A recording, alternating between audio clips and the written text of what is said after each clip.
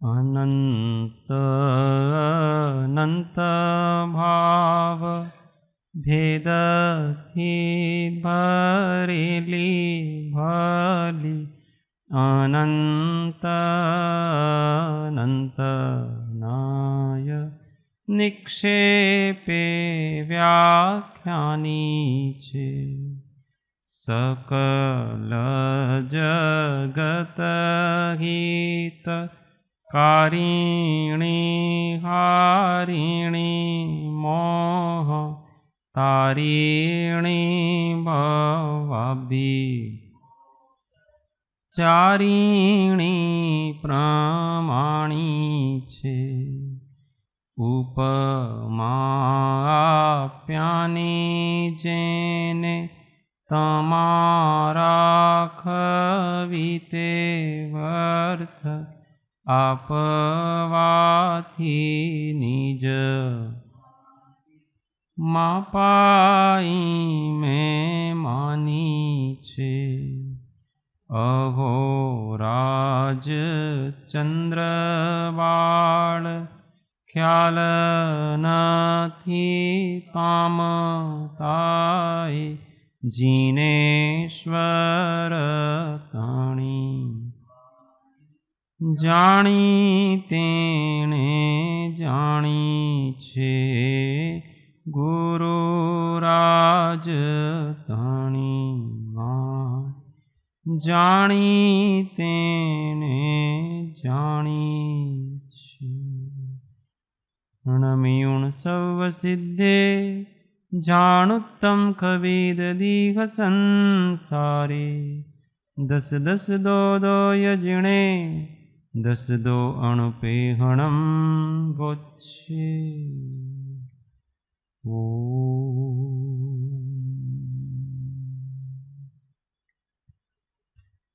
जय जिनेन्द्र जय सत्य। तत्व विचार में श्रीमद् भगवत कुंद कुंदाचार्य विरचित श्री 12 अणुविका सत्शास्त्र आश्रवानुप्रेक्षा आश्रव भावना का वर्णन चलेगा। आश्रव तत्व और आश्रव अनुप्रेक्षा दोनों में क्या अंतर है?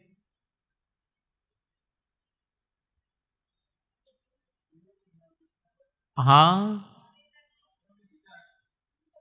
हाँ, आश्रव तत्व तो आश्रव भाव है और ऐसे ऐसे कर्मों का आश्रव होता है, ऐसा चिंतन करना वो आश्रव अनुप्रेक्षा। तो कैसे कैसे आश्रव होता है? आश्रव किसको कहते हैं? कर्मों का कहां से आते हैं? आकाश से कि पाताल से कि कहां से आते हैं?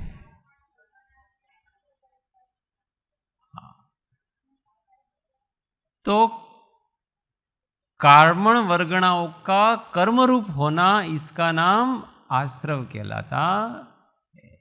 कहां होता है? जो अपने आत्म प्रदेशों के ऊपर कार्मण वर्गणाएं विसरसोपचय रूप लगी हुई हैं, उन कार्मण वर्गणाओं का कर्म रूप होना, इसका नाम आश्रव कहलाता है। वहां आना जाना कुछ नहीं है, वृद्धि होना इसको कहते, क्या कहते हैं? कर्मों की वृद्धि हुई, इसी को आना कहते हैं। इनकम, बैंक में पैसे हैं तो वहीं पड़े पड़े ही बढ़ते हैं, कम होते हैं कि नहीं होते हैं? Income, outcome. तो ये आश्रव कहलाता है।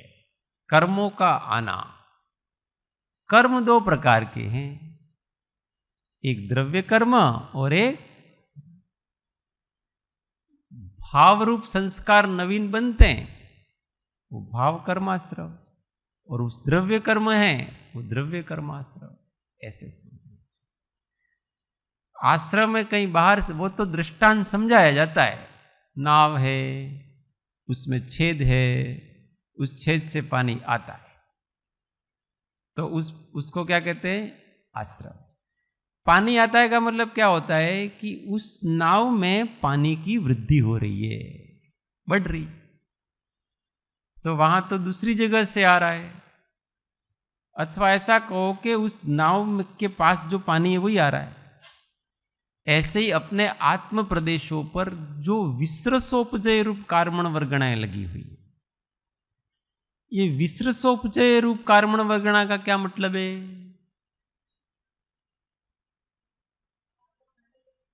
विसृसा का अर्थ होता है स्वभाव, उपचय का मतलब होता है आना। तो स्वभाव से ही जो कर्म रूप होने के योग्य है, उसका स्वभाव कैसा बन गया है, उसकी शक्ति कैसी हो गई है, कर्म रूप होने की योग्यता उसमें आ गई है। ऐसी कार्मण वर्गणाओं को विसृसोपजय रूप कार्मण वर्गणा कहते हैं। एक कर्म वर्गणा के साथ अनंतानंत विसृसोपचय रूप कर्म वर्गणाएं लगी हुई हैं, एक कर्म वर्गणा। जैसे ही हम कोई राग द्वेष आदि शुभाशुभ भाव करते हैं, तो वो जो विसृसोपजय रूप कर्म और कार्मण वर्गणाएं हैं वो कर्म रूप हो जाते हैं, अर्थात वो प्रकृति, प्रदेश, स्थिति, अनुभाग इत्यादि उसमें आ जाते हैं, तो वो कर्म कहलाता है। जिस कार्मण वर्गणा में प्रकृति, प्रदेश, स्थिति, अनुभाग नहीं आए उसको केवल कार्मण वर्गणा कहेंगे, और जिसमें प्रकृति, प्रदेश, स्थिति, अनुभाग पड़ गए उसको कर्म वर्गणा कहेंगे। समझ में आया? कार्मण वर्गणा और कर्म वर्गणा में अंतर।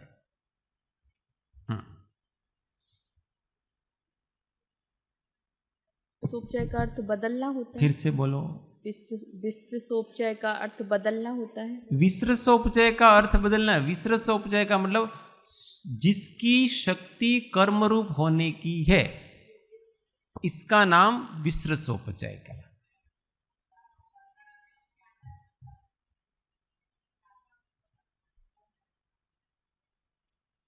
नहीं, ऐसा कुछ ज्ञाता, ये तो अपना आत्मा का स्वभाव है। कर्म वर्गणा में ज्ञाता दृष्टा, सब में ज्ञाता दृष्टा ही अपन तो। कर्म वर्गणा वो पुद्गल कर्म है, वो अपन भाव कर रहे हैं और अपने आप वो उसमें कर्म रूप कन्वर्ट हो रहा है, संस्कार बन रहा है नया। ऐसे दोनों ही पुद्गल हैं, जीव से तो उनका कोई संबंध नहीं। पर कोई कर्म वर्गणा जब संश्लेष रूप कर्म रूप हो जाती है तो जीव के ऊपर उसका प्रभाव पड़ता है, वो जीव के भावों को, शक्तियों को आवृत करता है, इसलिए वो बांधता है जीव को। सामान्य जो कार्मण वर्गणाएं हैं वो सब जगह वो बांधती नहीं है। जब तक कार्मण वर्गणा रूप है तब तक वो जीव को बांधती नहीं है, अर्थात जीव की शक्ति को आवृत नहीं कर रही है, भले वो उसी जगह पड़ी हुई है, पर वो कर्म रूप हो जाती है तो अब जीव की शक्ति को आवृत करती है, बांध देती है। अब हम आपको जानने नहीं देखने देंगे, अब हम आपको देखने भी नहीं देंगे, अब हमको सुखी नहीं रहने देंगे, अब हम आपको जो चाहिए वो नहीं देंगे। ऐसा है, वो ऐसा करती हो, उनका इतना जोर चलता है। आप चाहोगे अभी मेरे को भूतकाल का 50वां भाव जानना है तो हम नहीं जानने देंगे आपको, वो पड़ी हुई है, कर्म वर्गणा है उसके ऊपर।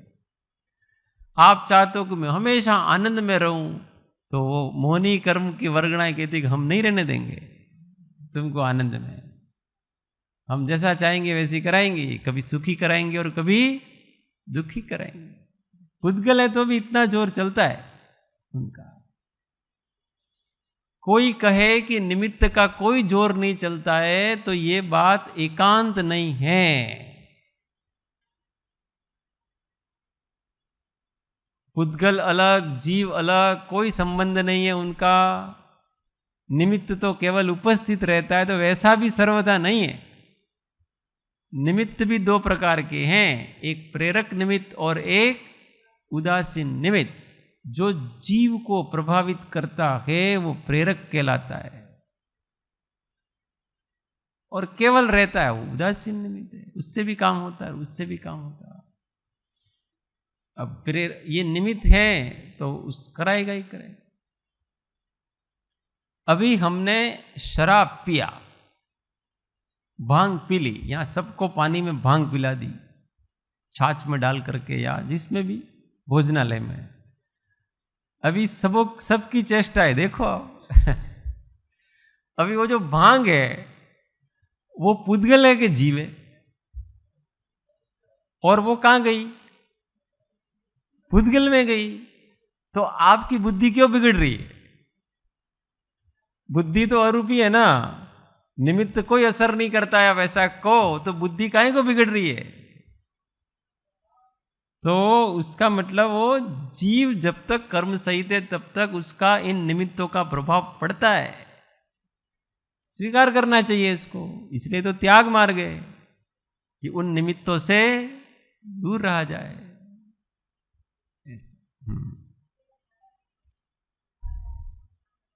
ए जे तजे निमित्त पामे नहीं सिद्धत्व ने, उपादान नो नाम ली ए जे तजे निमित्त। तो जो अपने को आत्मा में समता में स्थिर कर सके ऐसे निमित्तों को छोड़ना नहीं, और जो अपने को कषाय कराए ऐसे निमित्तों को से दूर रहना जितना हो सके। ये भी पुरुषार्थ है। अब कोई कहे कि निमित्त का संयोग वियोग तो हमारे हाथ में है नहीं। अरे हमारे हाथ में भावना करना तो है कि नहीं? भावना करना हमारे हाथ में नहीं है? वही यही तो भावना करते हैं। दुख खो कम खो भोगी लाओ सुगई गमनम समाई मरणम जिन गुण संपत्ति हो दुमत। शास्त्रों का हो पठन सुखदा लाभ सत्संगति का, सद्वृत्तों का सुजस के दोष ढाकू सभी का। बोलूं प्यारे वचन हित के आपका रूप ध्याओ, तोलो सेऊ चरण जिनके जोलो न मोक्ष सुख पाओ। ये सब भावना ही है। मुझे सज्जनों की संगति हो, देव शास्त्र गुरु की संगति हो, ये सब भावना है। दूसरों की दोष में नहीं बोलो, उसमें मौन रहो, ये भावनाएं कर सकते कि नहीं? हम सब ने कहीं न कहीं ये भावनाएं की है, इसलिए तो हमको ये संयोग मिले। वो तो मिलना था तो मिले, ऐसा थोड़ी है। जीव की जब योग्यता हो जाती है और तदनुरूप ऐसे भाव होते हैं तो सब मिलता है उसको। बिना भाव के कुछ मिलता। जितने संयोग वियोग हैं ये जीव की अपनी योग्यता और अपने परिणामों से हैं। सर्वथा ऐसा नहीं समझना कि हम तो निमित्त में कुछ नहीं कर सकते, हम तो निमित्त को ला भी नहीं सकते, न हम निमित्त को छोड़ भी नहीं सकते। ये भी एक सही बात है, ये परमार्थ बात ऐसी है। परंतु लाने में भी हमारा ही हाथ है और त्यागने में भी हमारा ही हाथ है। हाँ, ऐसे इसलिए सबका तो ही कार्य सिद्ध। 5 समवाय कारणों में मुख्य कौन? तो अपनी अपनी जगह सब मुख्य है, अपनी अपनी जगह सभी मुख्य है। पुरुषार्थ को मुख्य इसलिए कहते हैं कि वो अपने हाथ में है, बुद्धिपूर्वक उसका अनुष्ठान हम कर सकते हैं, इसलिए उसको मुख्य कहा जाता है। बाकी तो जिस समय किसी निमित्त की जरूरत है तो उस निमित्त से ही होगा। आप कितना भी जोर लगा लो नहीं होगा उस निमित्त के बिना काम। समझ में आ रही है? अभी क्षायिक सम्यक दृष्टि होना है तो आपको केवली और शुद्ध केवली चाहिए, नहीं हो सकते आप क्षायिक सम्यक केवल। यहां बैठे बैठे कितना भी ध्यान कर लो न, उस मिथ्यात्व प्रकृति का सर्वनाश केवल मात्र केवली के पाद मूल में होता है, अथवा श्रुत केवली के पाद मूल में। बताओ उन्होंने क्या किया? कुछ नहीं किया, और वो निमित्त जरूरी है। ऐसा है, निमित्त का मामला। अभी शिष्य आपस में लड़ रहे हैं और एकदम से गुरु जी आ गए। कैसे हो जाते हैं? एकदम सौम्य शांत। गुरु जी ने क्या किया? गुरु जी ने किया क्या? कुछ नहीं किया। उनकी उपस्थिति में एकदम शांत हो जाते हैं। यह है निमित्त। उनकी उपस्थिति में सब कुछ जो चाहे हो। शक्ति खिलती है निमित्तों से। कषाय की शक्ति भी खिलती है और शांत रहने की शक्ति भी। अशुभ निमित्तों से कषायों की उद्दीरणा होती है और शुभ निमित्तों से स्वभाव की उद्दीरणा होती है, स्वभाव प्रकट होता। ऐसा तो ना है। इसलिए अपने को हमेशा ध्यान से निमित्तों का सेवन करना चाहिए। निमित्त कुछ करता नहीं है वो बात भी सही है, और निमित्त के बिना कुछ होता नहीं है वो बात भी सही है। दोनों बातें परम सत्य, इसलिए अनेकांत है। जो इस अनेकांत को समझ गया उसका बेड़ा पार हो गया, और जो एकांत में फंस गया वो वापस निगोदादि में जाता है। तो आश्रव कर्मों का बताते हैं कैसे कैसे होता है। गाथा 47-47 आदि आदि लाइन जेल। मिच्छत्तम अविरमणम कसाय जोगाय आसवा होन्ति। कसाय जोगा आयास वा होन्ति। पण पण चौतीय भेदा। पड़ पड़ चौतीय भेदा। सम्मम परिकित्तिदा समये। सम्मम परिकित्तदा समये। मिच्छत्तम अविरमणम। मिच्छत्तम अविरमणम कसाय जोगाय आसवा होन्ति। कसाय जोगा आयास वा होन्ति। पण पण चौतीय भेदा। पड़ पड़ चौतीय भेदा। सम्मम परिकित्तिदा समये। सम्मम परिकित्तदा समये। सब साथ में। मिच्छत्तम अविरमणम कसाय जोगाय आसवा होन्ति। पण पण चौतीय भेदा। सम्मम परिकित्तिदा समये। हिंदी। मिथ्यात्व अविरतीव कषाय चारो। औ योग आश्रव रहे निको विसारो। ये पांच पांच क्रमशः चौतीन भाते। सत्शास्त्र शुद्ध इनका शुचि सीत गाते। सब साथ में। मिथ्यात्व अविरतीव कषाय चारो। ओ योग आश्रव रहे इनको विसारो। ये पांच पांच क्रमशः चौतीन भाते। सत्शास्त्र शुद्ध इनका शुचि गीत गाते। मिथ्यात्वने अविरत कषायो योग आश्रव द्वार। पंच पंच चतुत्रिक भेद सम्यक थी कया जिन शासने। अर्थ। मिच्छत्तम मिथ्यात्व, अविरमणम अविरति। कषाय जोगा कषाय और योग। रूप परिणाम आश्रव अर्थात होन्ति, अर्थात आश्रव कर्मों के आने के द्वारा, और उनके क्रम से पण पण चौतीय भेदा। 5 5 4 और 3 भेद कहाँ पर? सम्मत परिकित्तिदा समय, जिन शासन में भले प्रकार कहे हैं। आत्मा के मिथ्यात्वादी परिणामों का नाम आश्रव है।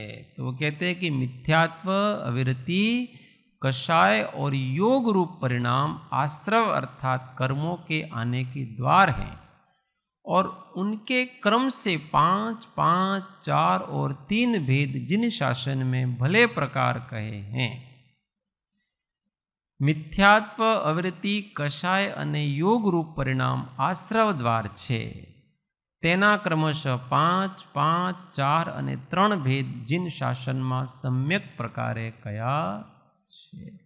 सम्यक प्रकारे कया मतलब जैसे हैं वैसे कहे।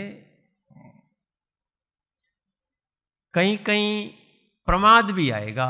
अब तत्वार सूत्र में पढ़ोगे तो प्रमाद आएगा। मिथ्या दर्शनावृत्ति प्रमाद कषा योगा बंध हेतु, वहां बंध के हेतुओं में इनको लगाया। धवला आदि में आश्रव के 5 कारण में प्रमाद भी दिया, पर यहां पर प्रमाद को कषाय और अविरति में गर्भित कर दिया है, क्योंकि पंचेंद्रियों के विषय में प्रवर्तन आदि प्रमाद है, 4 कषाय आदि प्रमाद है, तो वो अविरति में आ गया और कषाय में भी आ गया, इसलिए अलग से प्रमाद नहीं लिया है। तो ये सभी कर्मों के आश्रव हैं। वास्तव में ये स्वयं ही आश्रव हैं। ये आश्रव भाव हैं, सारे के सारे भावाश्रव हैं ये मिथ्यात्वादी। उनके कारण से द्रव्याश्रव होता है। मिथ्यात्व किसको कहते हैं? अब एक एक की परिभाषा बताएंगे। आप बताएंगे, हम नहीं बताएंगे। मिथ्यात्व की परिभाषा कौन बताएगा? शॉर्ट में।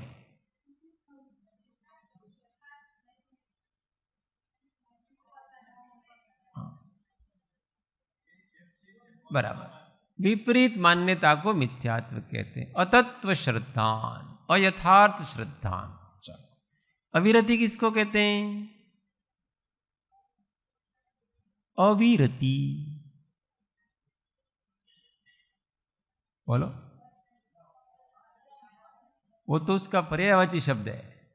पर्यायवाची शब्द थोड़ी कहा है, उसका स्वरूप है, उसकी परिभाषा बतानी। ये सब आप पर्यायवाची शब्द बोल रहे हो, उसका स्वरूप बताओ ना, व्याख्या करो ना उसकी। हाँ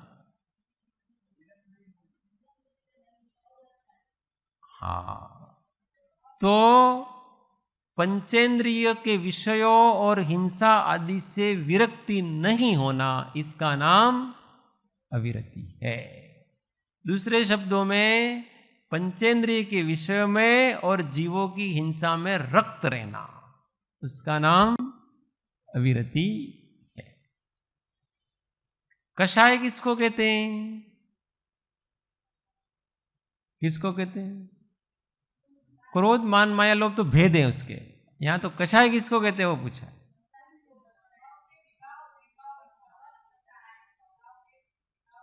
जो आत्म स्वभाव का घात करती हैं, क्रश करती हैं, उसको कषाय कहते हैं। अथवा जो जीव के संसार का सिंचन करती हैं, उसको कषाय कहते हैं। कष में जो उस कष का अर्थ कृष से भी है और कष का अर्थ कृषि से भी।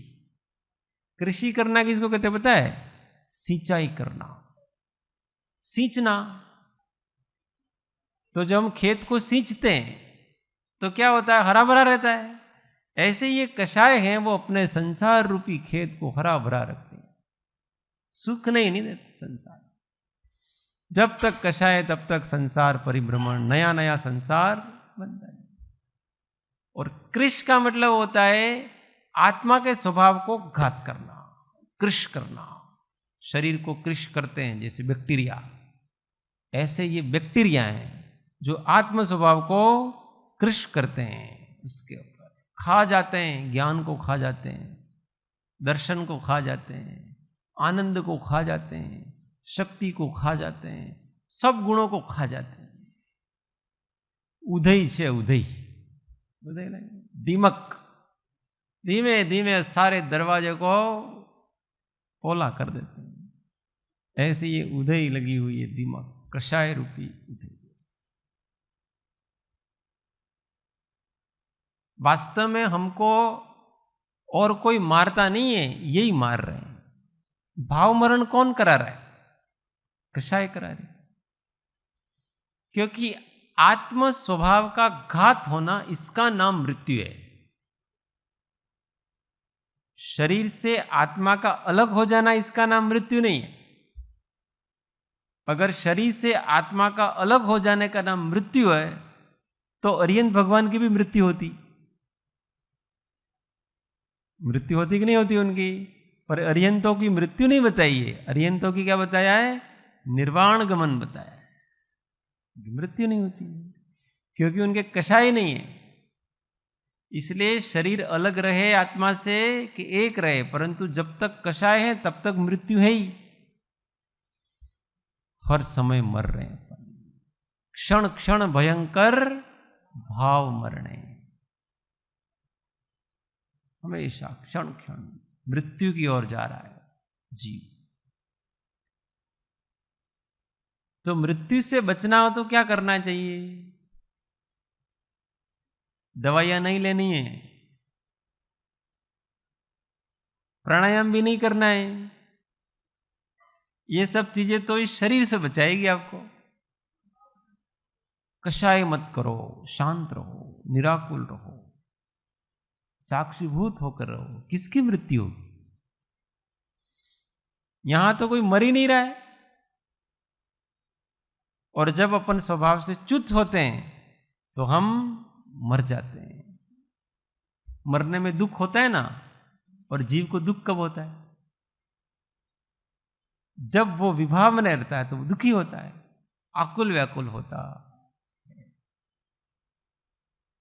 निद्रा में शरीर का भान नहीं है तो भी हमारे सुख दुख है कि नहीं? इसका मतलब शरीर से ही सुख दुख होते हैं ऐसा नहीं है। नींद में हमारे को शरीर का कोई भान नहीं रहता है, तो भी वहां सुख दुख है।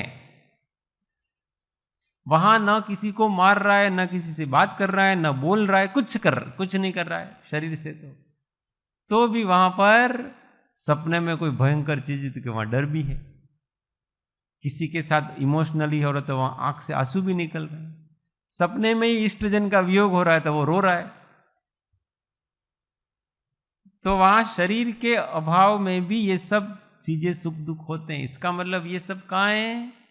अंदर पड़ी हुई वस्तुएं हैं, कषाय के कारण से हो रहा है, वही मार रहे हैं अपने।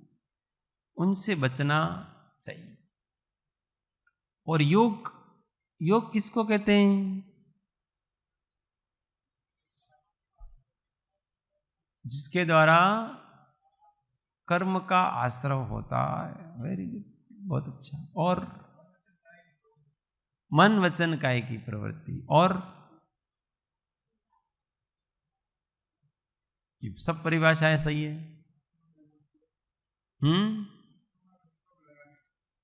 आत्मा में उपयोग रहने का, वो भी योग कहलाता है। योग मतलब जुड़ना भी है। यहां योग का अर्थ कुछ और है, वहां योग का मतलब। तो योग का मतलब होता है कि जीव की कर्मों को आकर्षित करने की जो शक्ति है, उस शक्ति का नाम योग है। भाई जीव कर्म कैसे आएंगे, कहां से आएंगे? उसी के अंदर ऐसी शक्ति है कि वो कार्मण वर्गणाओं को कर्म रूप में परिणत कर सके। ऐसी शक्ति उस जीव के अंदर है। बलात् कोई भी पुद्गल, कोई कार्मण वर्गणा ऐसा नहीं कहती है जीव को, या ऐसा नहीं कराती है कि देखो मैं कार्मण वर्गणा, तुम कर्म रूप में मुझे परिणत कराओ। ये जीव की शक्ति है। तो जीव की शक्ति का नाम कि जो कर्मण वर्गणाओं से कर्म रूप परिणत कराए, अर्थात कर्मों का आश्रव करवाए, कर्मों का आकर्षण कराए, ऐसी जो जीव की शक्ति है उसका नाम योग शक्ति कहते हैं। तो इस जीव की जो मूल शक्ति है उसका नाम भाव योग है। और वो होती कैसे? तो वो जो शक्ति प्रवर्तित होती है तो आत्म प्रदेशों का स्पंदन होता है। और वो आत्म प्रदेशों का स्पंदन भी क्यों होता है? मन वचन काय की प्रवृत्ति। तो आत्म प्रदेशों का स्पंदन और मन वचन काय की प्रवृत्ति, ये तो द्रव्य योग है। मन वचन काय की प्रवृत्ति तो उपचार से योग कहा है। आत्म प्रदेशों का स्पंदन ये द्रव्य योग कहा, और आत्मा में कर्मों को आकर्षित करने की जो सामर्थ्य है उसका नाम भाव योग का। ऐसा समझिए। अब योग कितने प्रकार के हो गए? वो द्रव्य योग है, स्पंदन हो रहा है वो द्रव्य योग है, आत्मा हिलडुल रही है बस, ये द्रव्य योग है। और आत्मा में जो आकर्षित करने की जो शक्ति है वो भाव योग। समझ में आया?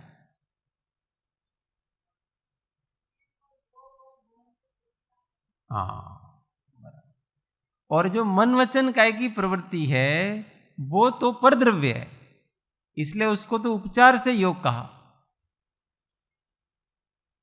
वो तो उपचार से, वास्तव में वो योग नहीं है, तो उपचार से कहा। वास्तव में योग तो आत्म प्रदेशों का स्पंदन, ये द्रव्य योग, और आत्म प्रदेशों के स्पंदन होने में जो कारणभूत है ऐसा जीव के कर्माश आकर्षण की शक्ति, ये भाव योग, ये द्रव्य योग भाव। और उपचार से एक मन वचन काय की प्रवृत्ति को भी योग कहा, क्योंकि ये तीनों साथ चलते हैं।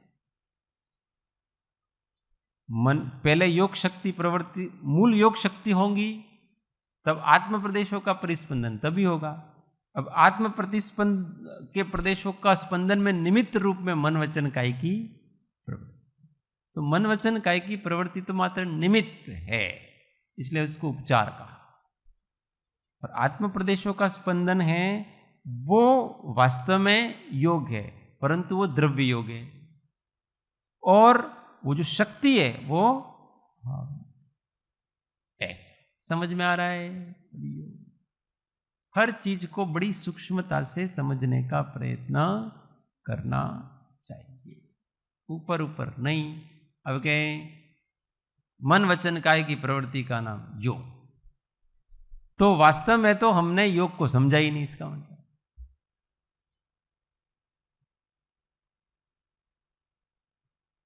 फिर तो क्या होगा पता है? रोबोट को भी कर्म का आश्रय होगा, अथवा मृतदेह को भी कर्म का आश्रय होगा। उसको भी आप चलाओ फिराओ कुछ करो यंत्र वगैरह डाल करके, हैं? अरे भाई रोबोट में तो इतने सिस्टम फिट करते हैं कि अपने को भी नहीं आता है ना, वो जैसे ही वो मेहमान आता है ना, नमस्कार ऐसा बोलते हैं, फिर वो तुरंत पूछेगा आपको क्या चाहिए। कितनी सारी होती है। अगर अपन उस प्रवृत्ति को ही आप ऐसा मानो कि इससे आश्रम होता है, तो प्रवृत्ति तो रोबोट कर रहा है कि नहीं कर रहा है? मनुष्य की तरह ही कर रहा है। और प्रवृत्ति भी, अब ये पंखा भी प्रवृत्ति, पुद्गल भी प्रवृत्ति करता है कि नहीं करता? पुद्गलों की प्रवृत्ति, तो उससे भी आश्रय होना चाहिए। अभी जैसे ये पेड़ के पत्ते हैं वो हिल रहे हैं, अब इस पेड़ में से जीव निकल जाए, सूखे पत्ते रह जाएं, वो भी हिल रहे हैं। पर जब ये पत्ते, जब तक जीव हैं और अगर पत्ते हिलते हैं तो उसके काय योग से आश्रय है, और इसमें जीव निकल जाता है और सूखे पत्ते हिल रहे हैं तो उसको आश्रय ही नहीं है, क्योंकि जीव ही नहीं है। इसका मतलब जीव के अंदर ऐसी शक्ति है, इस शरीर के अंदर ऐसी शक्ति नहीं है।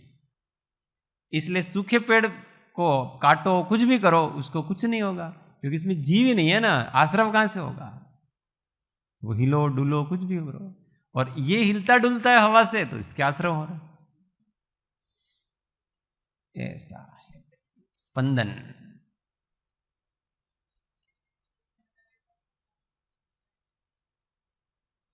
हाँ नहीं, आप माइक में बोलो। क्वेश्चन कितना भी, क्वेश्चन तो बच्चों जैसे ही होते हैं। होगा बच्चों जैसा क्वेश्चन, मतलब वो पेड़ जैसे खड़ा खड़ा ऐसे सूख जाए तो उसके अंदर ऐसे जीव चला जाता, मतलब हाँ जीव चला, खड़ा खड़ा सूख गया तो अब उसमें से जो जीव था, उसका स्वामी था, वो चला गया, इसलिए सूख गया वो। जब तक स्वामी होगा तब तक वो सूखेगा नहीं। हाँ, कर्म, गर्मी होगी तो थोड़ा बहुत सूख करके फिर वापस, जैसे अपने होता है ना, कभी वजन कम हो जाता है, थोड़ा ज्यादा बढ़ जाता है, पूरी तरह से नहीं सूखेगा। परंतु जीव चला गया, इसके बाद गर्मी चली गई, आप पानी दो, कुछ भी दो, तो वो हरा भरा नहीं होगा। अगर उसमें नया जीव आ जाए उसी में, तो वो हरा भरा हो सकता है, नहीं तो नहीं हो सकता।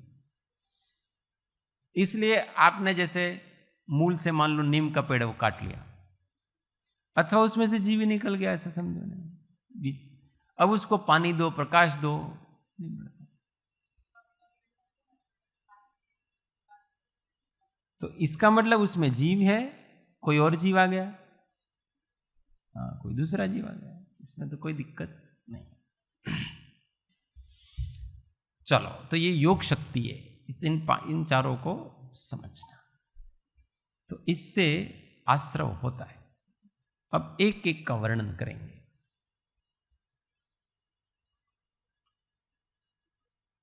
गाथा 48। एयंत विनय विवरीय, एयंत विनय विविर्य, संशयं मरणाणमिति हवे पंच, संशयं मरणाणमिति हवे पंच, अविरमणं हिंसादि, अविरमणं हिंसादि, पंचविहोसो हवे नियमेण, पंचविहोसो हवे यणियमेण, एयंत विनय विवरीय, एयंत विनय विविर्य, संशयं मरणाणमिति हवे पंच, संशयं मरणाणमिति हवे पंच, अविरमणं हिंसादि, अविरमणं हिंसादि, पंचविहोसो हवे नियमेण, पंचविहोसो हवे यणियमेण। सब साथ में। एयंत विनय विवरीय, संशयं मरणाणमिति हवे पंच, अविरमणं हिंसादि, पंचविहोसो हवे यणियमेण, एकांत विनय,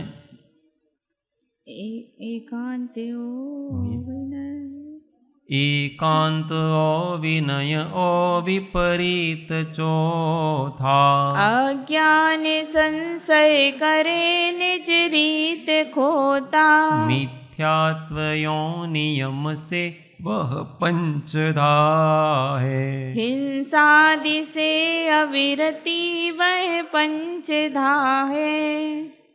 सब साथ में। एकांतो विनयो विपरीत चौथा, अज्ञान संशय करे निज रीत खोता, मिथ्यात्वयो नियम से वह पंचधा है, हिंसादि से अविरति वह पंचधा है।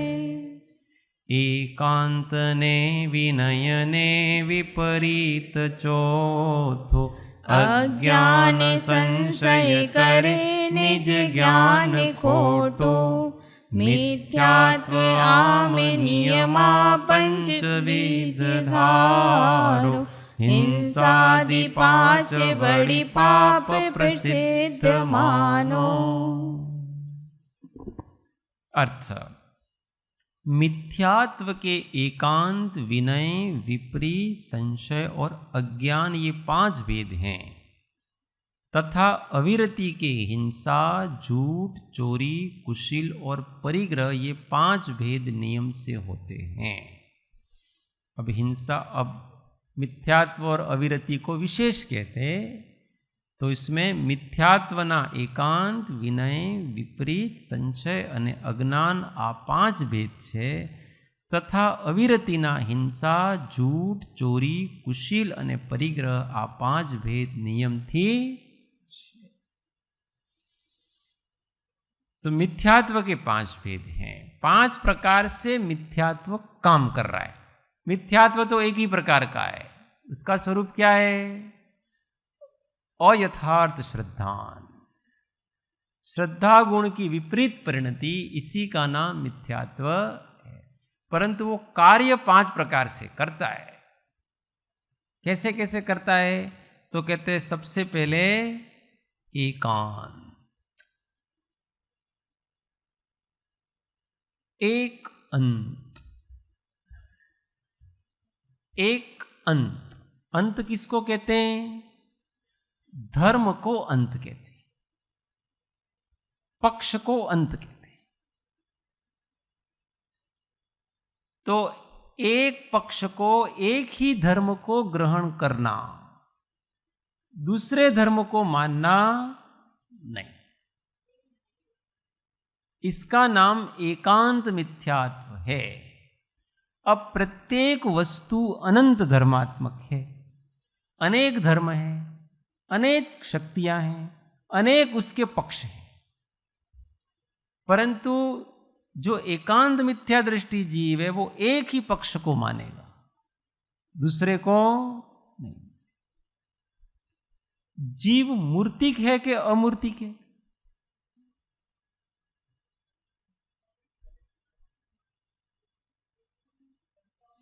तो संसार में व्यवहार से बंध की अपेक्षा मूर्तिक है और परमार्थ से अमूर्तिक है।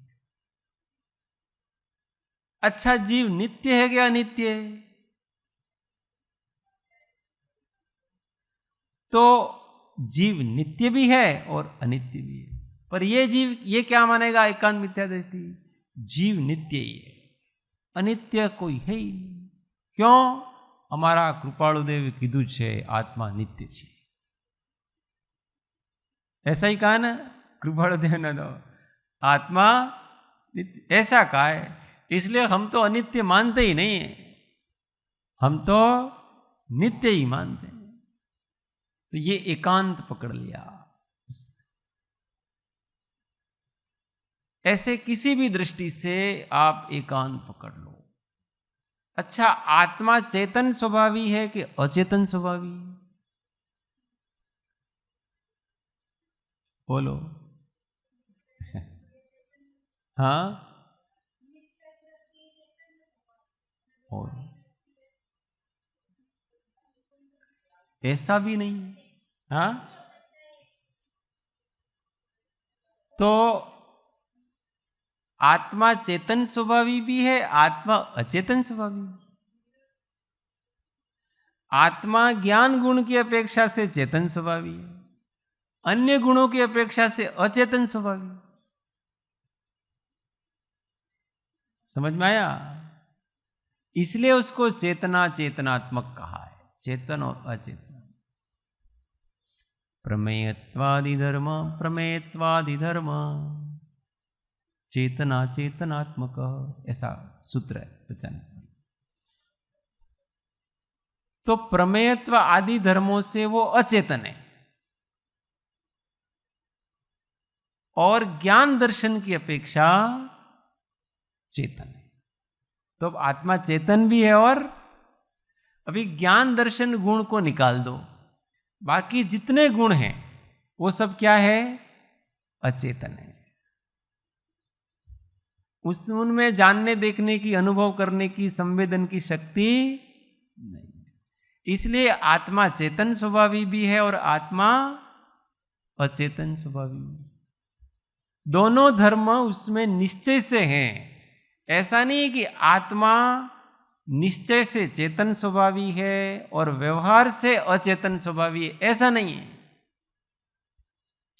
कैसा है? निश्चय से ही आत्मा चेतन स्वभावी भी है और अचेतन स्वभावी भी है, दोनों विवक्षा भेद से हैं। ज्ञान दर्शन की अपेक्षा से चेतन स्वभावी है और अन्य गुणों की अपेक्षा से वो अचेतन स्वभावी है। परमार्थ से ही ऐसा स्वरूप है उसका। अभी आत्मा नित्य है, निश्चय से कि व्यवहार से? और आत्मा अनित्य है, निश्चय से कि व्यवहार से? अभी वो कह रहे व्यवहार से। सही बात है उनकी। आत्मा व्यवहार से अनित्य है, ऐसा कहें तो ये वचन सही है कि गलत?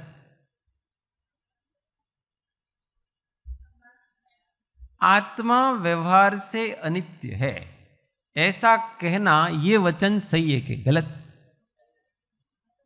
कैसे?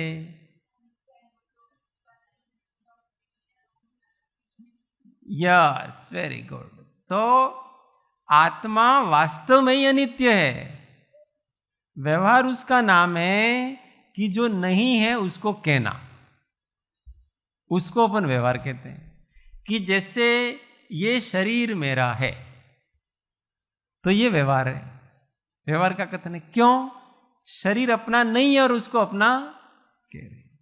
परंतु कोई मैं अनित्य हूं, ये क्रोध मेरा है, मान मेरा है, ये पर्याय मेरी है, ऐसा कहना ये झूठे के सत्य।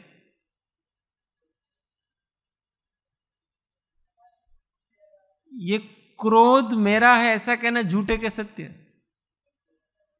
ये मनुष्य पर्याय मेरी है ऐसा कहना सत्य के झूठ।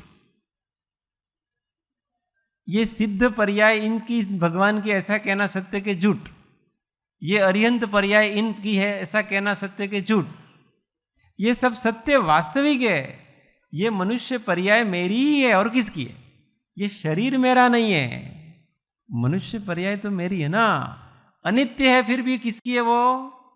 इसलिए वो सही में ही वास्तव में ही मेरी है, ऐसा नहीं है कि हम दूसरे को कहा जा रहा है। तो आत्मा परमार्थ से निश्चय से नित्य भी है और निश्चय से अनित्य भी है, इसीलिए वो नित्यानित्य है। मनुष्य पर्याय ये जीव है, मनुष्य शरीर ये पुद्गल है। समझ में आया? हम अभी क्या है कि सामान्य लोगों को मनुष्य पर्याय की मनुष्य शरीर को ही मनुष्य पर्याय मानते हैं। मनुष्य शरीर मनुष्य पर्याय नहीं है। अरे ये तो पुद्गल है, ये पर्याय कहां से होगी? मनुष्य अपनी जीव की पर्याय शरीर कैसे हो गया? जीव की मनुष्य पर्याय तो अपन जो मनुष्य के योग्य, मनुष्य गति के योग्य जो अपने परिणाम होते हैं, भाव होते हैं, उन सब का नाम मनुष्य पर्याय है। वो तो आत्मा है। देव भी आत्मा है कि शरीर? अच्छा, ऐसा कहते हैं कि ये भाई देव बने, तो वहां उसका आत्मा बना देव कि शरीर बना देव? अरे आत्मा ही देव बनता है, शरीर नहीं बनता है। वो तो उस आत्मा देव पर्याय में जाता है तो अमुक प्रकार का उसको शरीर मिलता है। तो वो विक्रियक शरीर है, वो देव नहीं है। उस देव का देवगति नाम कर्म के उदय के कारण से उसके जो भाव हैं, परिणाम है, वो देव पर्याय है। समझ में आ रही है? तिर्यंच शरीर होता है कि आत्मा होता है? कौन होता है? तिर्यंच आत्मा होता है। गति आत्मा की हो रही है, पुद्गल की थोड़ी गति हो रही है। ये सब अवस्थाएं आत्मा की हो रही है। ये जैसे पुद्गलों की अवस्थाएं हो रही है, वैसे आत्मा की अवस्थाएं हो रही है। मनुष्य अवस्था, देव अवस्था, नारकी अवस्था। ये तो वहां जो नारकी के योग्य परिणाम हैं वो नारकी पर्याय है, और वो पर्याय वास्तव में जीव की है और वो अनित्य है। तो परमार्थ से जीव नित्य भी है और अनित्य भी, दोनों चीज। पर ये एकांत मिथ्या दृष्टि है, वो पकड़ लेता है। कार्य तो उपादान से ही होता है, निमित्त कुछ करता ही नहीं है। ये क्या पकड़ लिया? एकांत पकड़ लिया। और कोई ऐसा कहता कि नहीं, कार्य तो निमित्त से ही होता है, अगर वो निमित्त नहीं होता तो क्या करते? तुम्हारे अंदर उपादान तो शक्ति तो पहले से ही थी, पर निमित्त मिला तब काम हुआ ना। इसलिए काम किससे हुआ? निमित्त से हुआ कि उपादान से हुआ?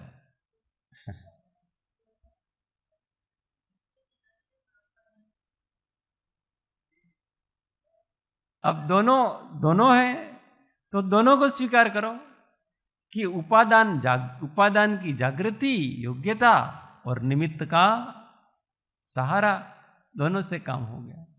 पर एकांत पकड़ता है कि जो स्वयं सामने दिखता है उसी को मानता है, जो नहीं दिख रहा उसको मानता नहीं है। ये एकांत मिथ्या दृष्टि के लक्षण हैं। इसलिए भगवान का अद्भुत अनेकांत समझना।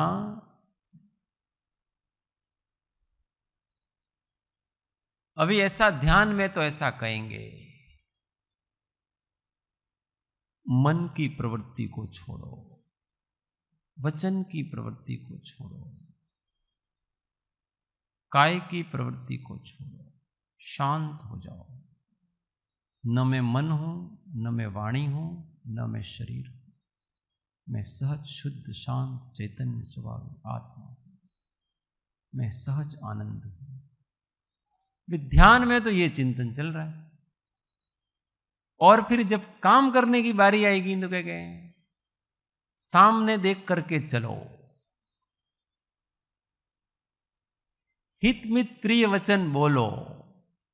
अब वहां काहे को कह रहे थे कि अब बोलना ही नहीं है, आप तो ये कह रहे कि बोलना है ही नहीं।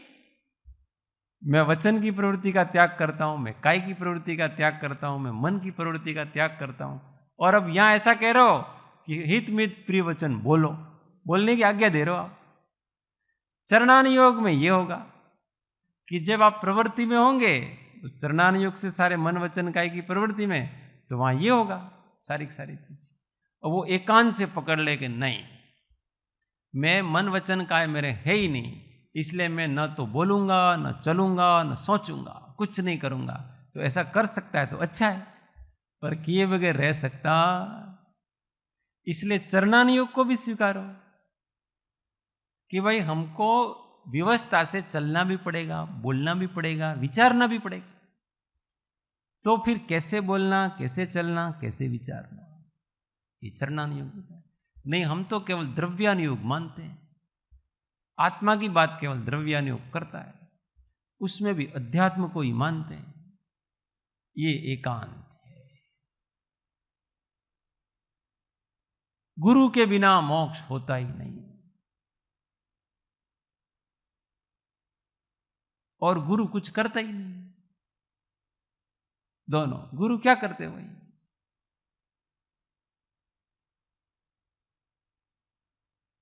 धर्मास्तिकायवत कहा, नाग्यो विज्ञप्त मायाति विज्ञो नाज्ञप्त मृच्छति निमित्र मात्र अन्यस्तु गतेर धर्मास्तिकाय। कि जो विज्ञ है वो तो कभी अज्ञान को ग्रहण नहीं करता है, और जो ज्ञानी है वो कभी अपने ज्ञान को छोड़ता नहीं है। अज्ञानी है वो कभी ज्ञान को ग्रहण नहीं करता है, अज्ञान को छोड़ता नहीं, और ज्ञानी ज्ञान को नहीं छोड़ता और अज्ञान को ग्रहण नहीं करता है। सामने वाला जो गुरु है वो तो क्या है, निमित्र मात्र अन्यस्तु गतेर धर्मास्तिकाय। गति में जैसे धर्मास्तिकाय उदासीन निमित्त है, वैसे गुरु है। ऐसे आचार्य महाराज कह रहे हैं। और दूसरी जगह आचार्य महाराज कहेंगे, गुरु बिन ज्ञान न उपजे। गुरु के बिना कुछ नहीं हो सकता। कौन सी बात सही माने भाई, आप कभी तो ऐसा कहते थे, अभी वही कहते हैं। 6 पद के पत्र में लिखेंगे आत्मा नित्य छे, और वही आत्मसिद्धि में आत्मा द्रव्य नित्य छे पर्याय पलटाए। दोनों बातें कहते हो, दोनों बातें सही है भाई। ये अनेकांत है।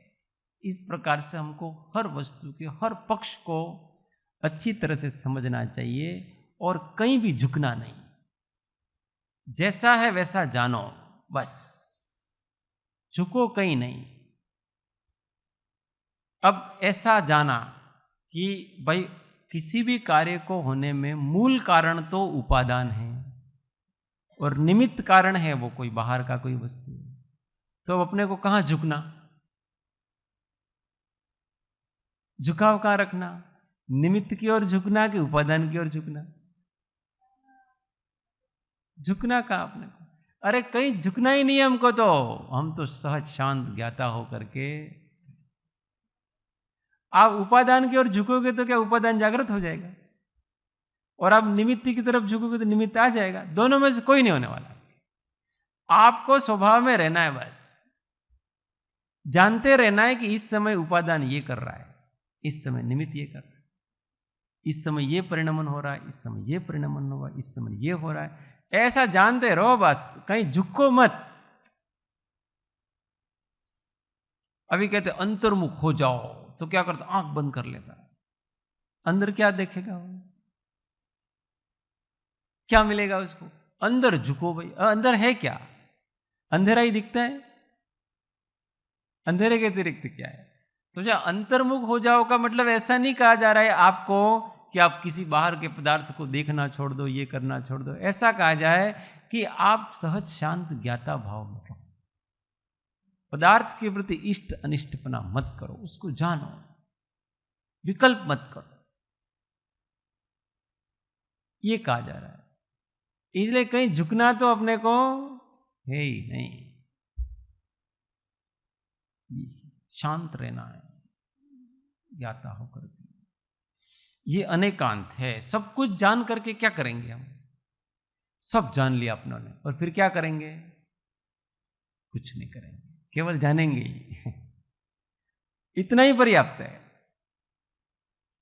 इसके अतिरिक्त कुछ करने का रहा, और चरणानुयोग में सब करने का रहा। जब चलेंगे, उठेंगे, बैठेंगे, वहां सब करने का रहा, और ज्ञान में कुछ भी करने का रहा। ज्ञान में न ग्रहण हो रहा है ना त्याग हो रहा है, ज्ञान जैसा है वैसा। आत्मा ज्ञानम स्वयं ज्ञानम ज्ञानादन्यत् करोति किम परभावस्य कर्तात्मा मोहोयम व्यवहार। ये कितना बैलेंसिव मार्ग है। उस बैलेंसिव मार्ग को जो कोई पकड़ लेता है उसका कल्याण हो जाता।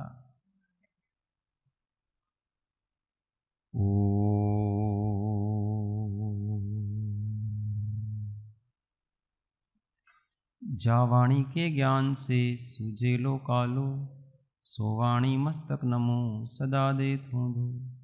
हे जिनवाणी भारती तो ही जपो दिन रेम, जो तेरा शरणा लहे सो पावे सुख चैन।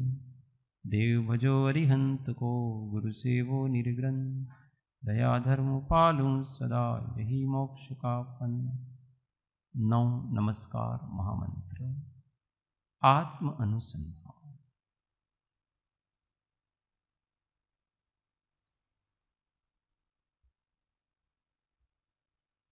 ओम शांति शांति शांति। जय सुख।